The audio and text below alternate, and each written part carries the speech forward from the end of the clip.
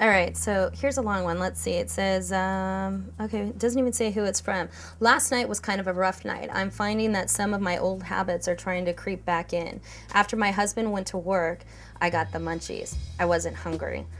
We had just eaten, but for some reason, I wanted something else. I really wanted something sweet. I started drinking water and it helped.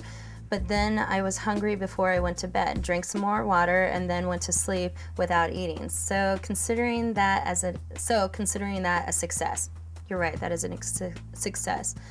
Let's see, I keep hoping that some of these habits will become more automatic and that I won't have to think so much about food and the choices I'm making.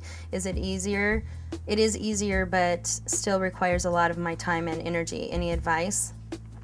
Honestly, I've just come to grips with the fact that for the rest of my life, I will be making conscious choices in regards to food and exercise, because that's the truth. It doesn't come naturally for me. And this is something that was funny. I didn't realize until after being a part of The Biggest Loser that healthy people were healthy because they chose to be healthy. When I started paying attention to what I was putting into my mouth and the choices that I was making, and then like looking around in the grocery store and all the people around me were healthy and skinny as well, it was just like, oh, because they're making right choices. Now, as far as like the sweet thing, I think it's okay to allow yourself some sweets, but figure out the sweets that work within your calorie budget, so that it's not, there's a difference between eating when you're not hungry because you just ate and still wanting to fulfill, like, you ate and now you'd like something a little bit sweet.